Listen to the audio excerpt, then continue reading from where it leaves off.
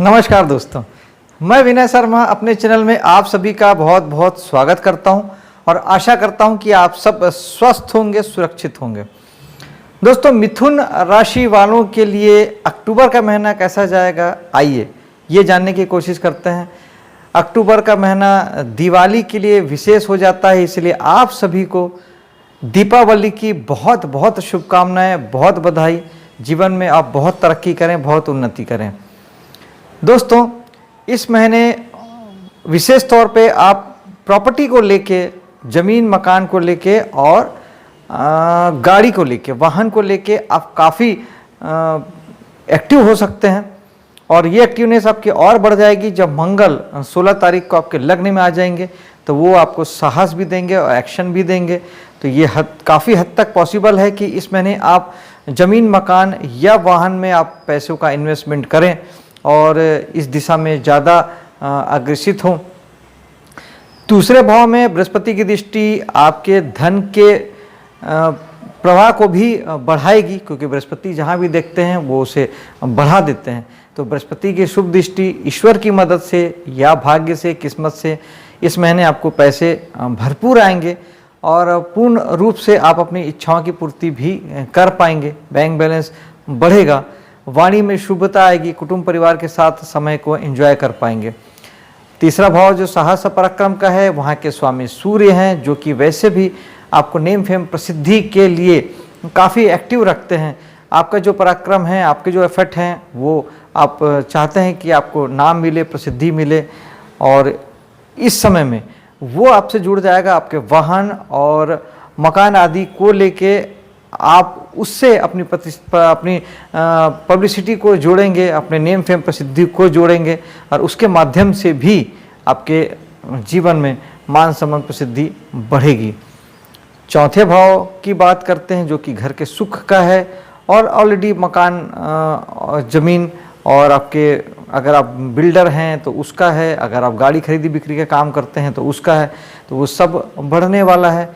बुध पूरे महीने जहाँ रहने वाले हैं, चूँकि बुध आपके लग्नेश हैं, तो लग्नेश बुध आपको आपकी जो बुद्धि है, आपका जो पूरे महीने जो आपका व्यक्तित्व है, आपका जो रुझान है, वो इस पूरे महीने आप घर के परिवार के लिए कुछ करने की चाहत में बीतेगा। मैं ऐसा क्या कर जाऊं जो मेरे घर को सुख दे, शांति दे। विशेष तौर पे आपका जो निजी परिवार है, आपके जीवन साथी और बच्चे, उनके लिए लगेगा। शुक्र यहाँ पर हैं 16 तारीख तक, हर हाल में आपको लग्जरी से जोड़ेंगे। सुख सुविधा घर के लिए आप कुछ ना कुछ जरूर ऐड करेंगे। नया टीवी, नया फ्रिज, नई गाड़ी या कुछ इसी तरीके के नया कंप्यूटर कुछ खरीदेंगे, ज़रूर खरीदेंगे। और 30 त्यौहार का समय है, दिवाली का समय है, दिवाली को आप इन्हीं उपहारों के साथ आप एंजॉय करेंगे। यही जो सूर्य हैं, ये आपके 16 तारीख के बाद सूर्य और शुक्र दोनों आपके पंचम भाव में चले जाएंगे। पंचम भाव संतान का होता है, तो संतान के जीवन में भी सुख सुविधाएं ऐड होगी, भले आपके माध्यम से हो या सेपरेट हो, वो उनके जीवन में भी लग्जरी कहीं ना कहीं से उन्हें उपलब्ध होगी।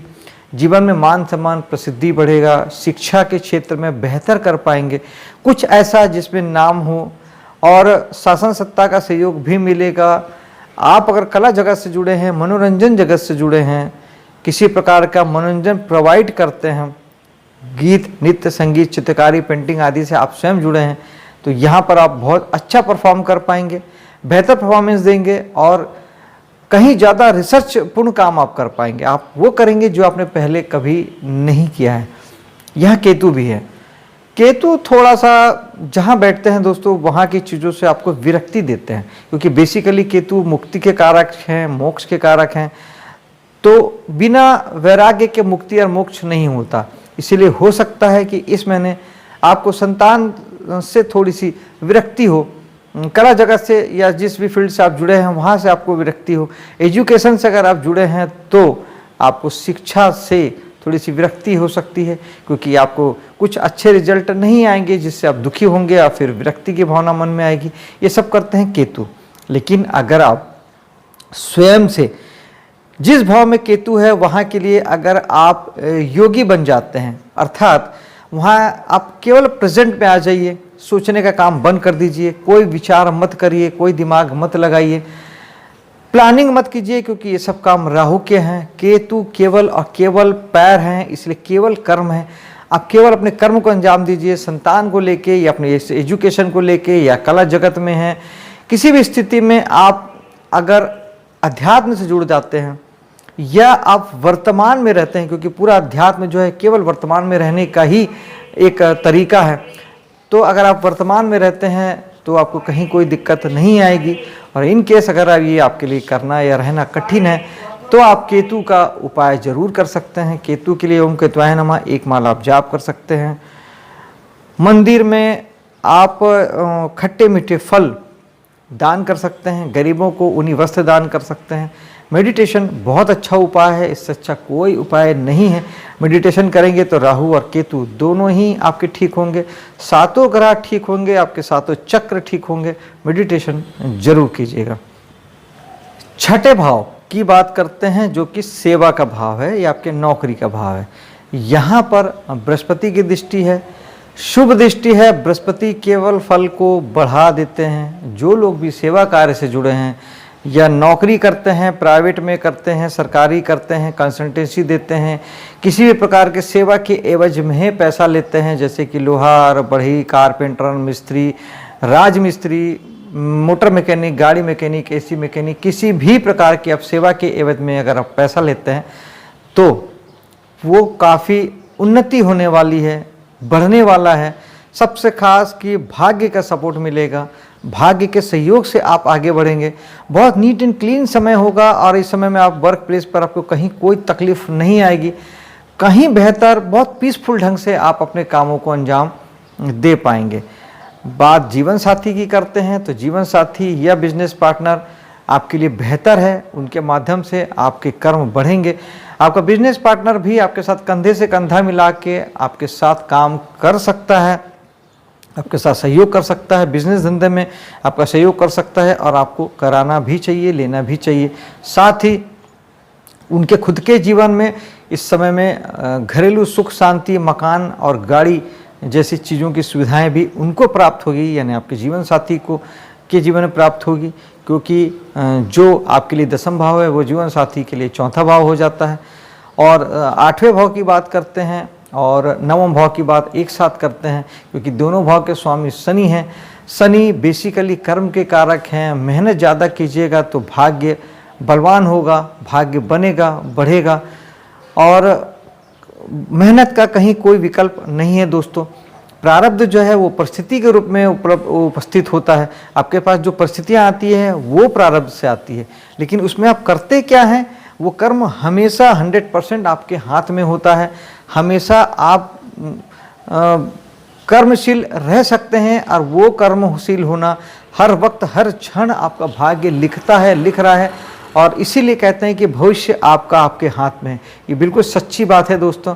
पहले आपने जो किया वो आज आपकी परिस्थिति है, आज जो करेंगे वो कल परिस्थिति बनेगी। इसीलिए मेहनत कीजिए, भाग्य निश्चित ही आपका साथ देगा, भाग्य ज़बरदस्त बनेगा। पिता को लेकर थोड़ी सी चिंता हो सकती है, क्योंकि भाग्येश यानी पिता के स्वामी जो शनि है वो 8वें भाव में है। पिता को लेकर और उच्च शिक्षा को लेकर थोड़ी सी रुकावट बाधा आ सकती है। अगर ऐसा कुछ है आपके साथ में तो आप शनि का उपाय जरूर कीजिएगा। शनि को सरसों का तेल शनि मंदिर में जाके शनिवार के दिन चढ़ाइएगा, बहुत अच्छा उपाय है और तुरंत इसके रिजल्ट आते हैं दोस्तों। दसम भाव में गुरु हैं, कर्म का भाव है। किसी भी प्रकार के कर्म जो कुछ भी आप करते हैं वो सारे कर्म वो दसम भाव है। बृहस्पति हैं, शुभ ग्रह हैं, ब्लेसिंग्स के ग्रह हैं, ईश्वरी मदद के कारक ग्रह हैं, तो दसम भाव आपके लिए अच्छा है।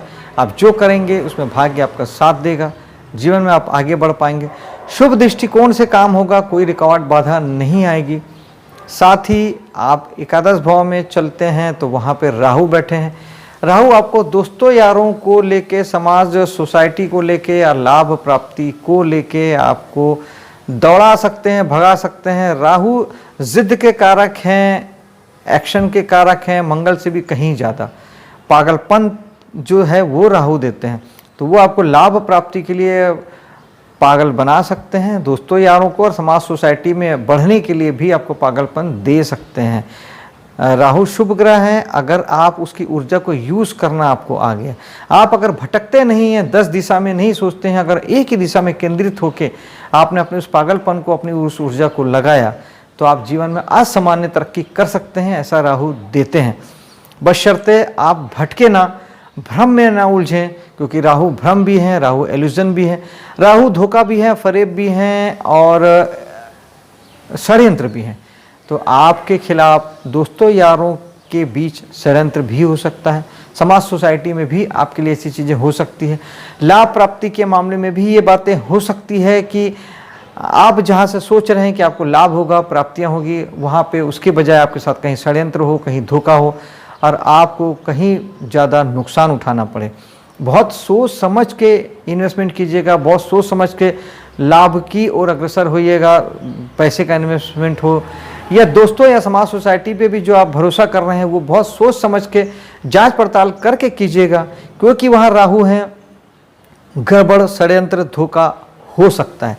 और अगर ऐसा आपके साथ हो ही चुका है या हो रहा है, आप अगर ऐसा महसूस कर रहे हैं, तो राहु का उपाय जरूर से कीजिएगा। राहु के लिए मेडिटेशन सबसे बढ़िया उपाय है, साथ ही एक सूखा नारियल बहते हुए जल में बहाना बहुत अच्छा उपाय है।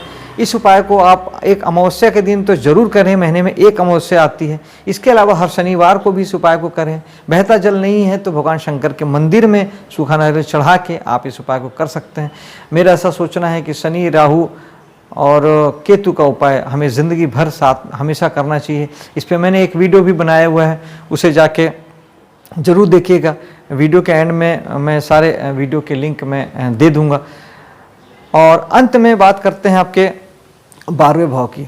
12वें भाव में महीने के प्रथम 15 दिन आपके मंगल बैठे हैं, तो मंगल आपको साहस देंगे, एक्शन देंगे खर्चों को लेके।